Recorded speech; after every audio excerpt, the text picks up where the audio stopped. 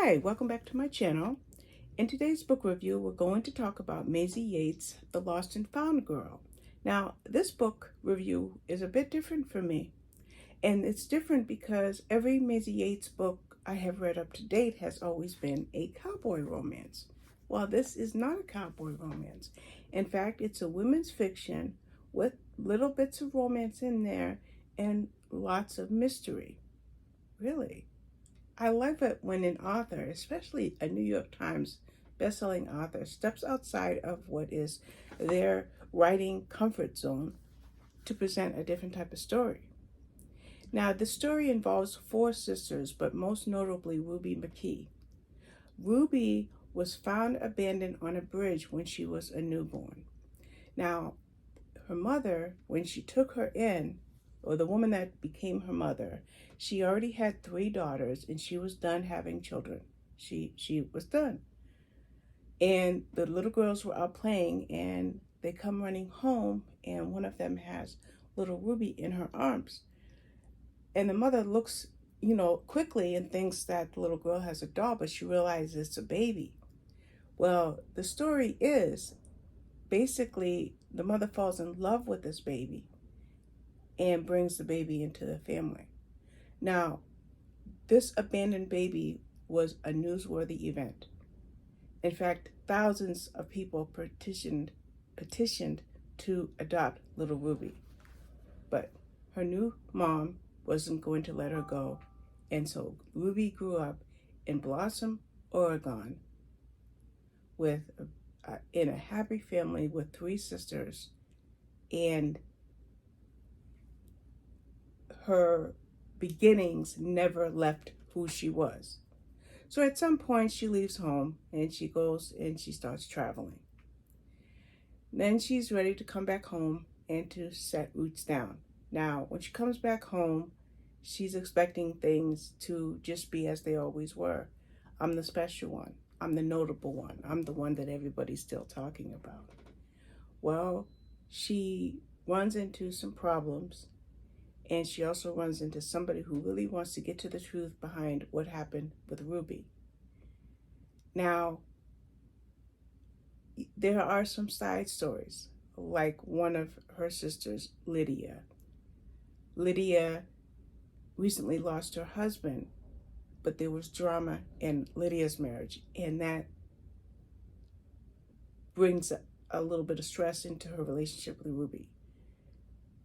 Then we have Dahlia, one of the sisters, and some latent resentment that starts to really wear on, I guess I'll use that term, on her. And then we have Marianne Martin, who's the youngest sister,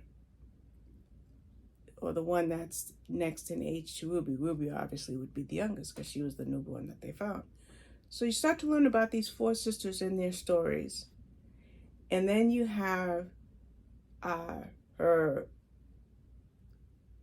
Chase.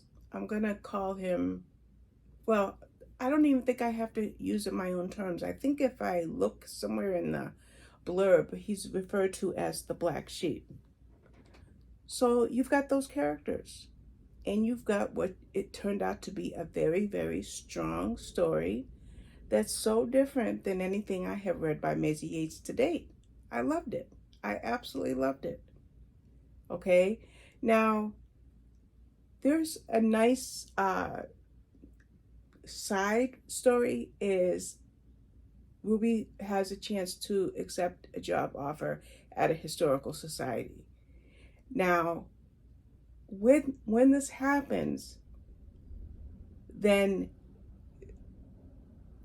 the history of the family starts to take on bigger significance than it already has. I don't know. I love this story. It felt like one of those warm sisterly stories because I have five sisters. And when you have sisters, you have different relationships among your siblings, most notably sisters in this case. But you have drama that is just inherent in any situation when you have women that are closely connected.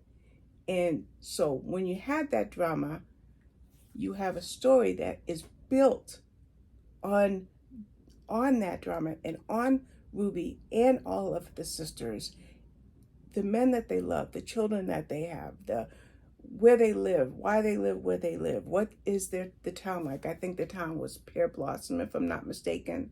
Yeah, Pear Blossom, Oregon. I mean, just a beautiful, well-rounded story.